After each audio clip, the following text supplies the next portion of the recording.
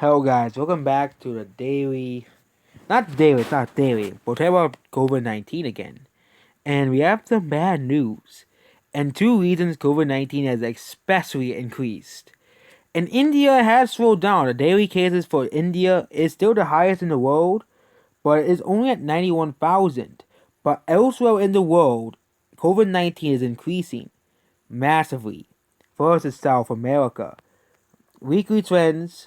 We're gonna go to South America first. So the weekly trends by continent is where the alarm is coming from. So South America, here, Argentina has actually declined in weekly case change, but this is the weekly cases in the past 7 days.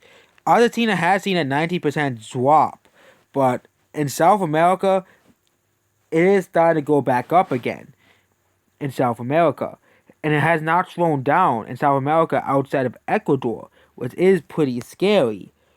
Considering the fact that the only countries that are not really doing that are doing much better is Peru, Guyana, Venezuela, and Ecuador, according to deaths, that's including the increase in the amount of death. But yeah, alright, that's per person. But then we have the most concerning one, which is Africa. This is the daily increases in cases in Africa.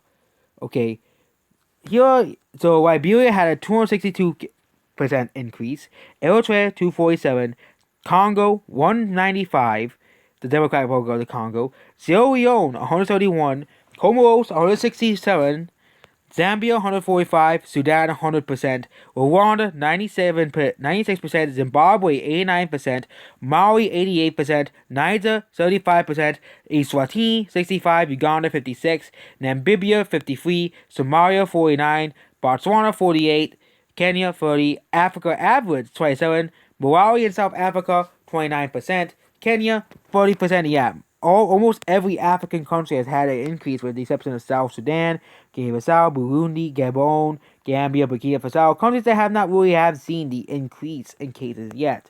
But 31 African countries, including the massive country of Nigeria, which has 200 million people, this increase in cases is alarming to say at least. Very alarming to say at least. Egypt is declining, Sao Tome and some other countries, but I bet the increase is going to come to these countries as well. These are the more isolated countries like Chad. East Africa has not really been affected by this new wave of cases. It's mostly been South and mostly East Africa that has really had the impact on the cases. As well, if we go by region, that is mostly the case. And now North, East, South. West Africa is now being affected as well. Now it's starting to increase there. But Zambia, for example, has passed 100,000 cases, which is the newest African nation to so far surpass this, and the country confirmed 2,000 cases today. It can go to Africa in terms of cases. It is pretty alarming to see that Africa is a continent of 1.3 billion people, with around 1.3 to 1.4 billion people. Well, actually, I think it's 1.4 billion now. 1.4 billion people. So Africa, this case increase, especially in South Africa, which is the main epicenter of Africa of coronavirus, is very, very, very alarming to say at least. But yeah, 6 African countries have confirmed over 1,000 cases: Uganda, Botswana, Namibia, Zambia, Tunisia, and South Africa.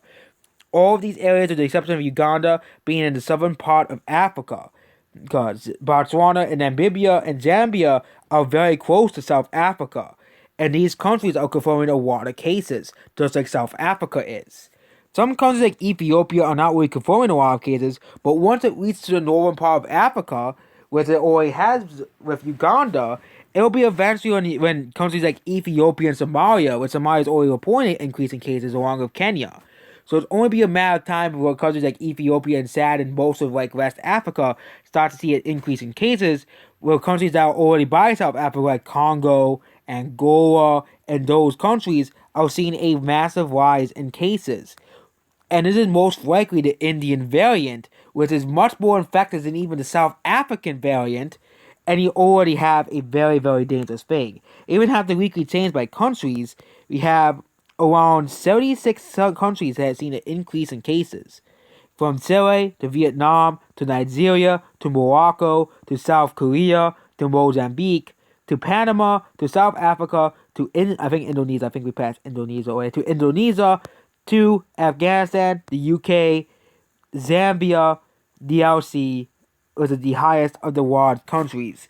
I think there's gonna be a massive second wave worldwide happening from the India area. Yeah, the Indian wave is gone, but now we're gonna see the effects of the Indian coronavirus worldwide. We're always starting to see that in the Middle East, and we're always starting to see it in Southeast Asia and now Africa, the three main areas, and probably soon to be Europe and South America, which have seen an increase in cases as well.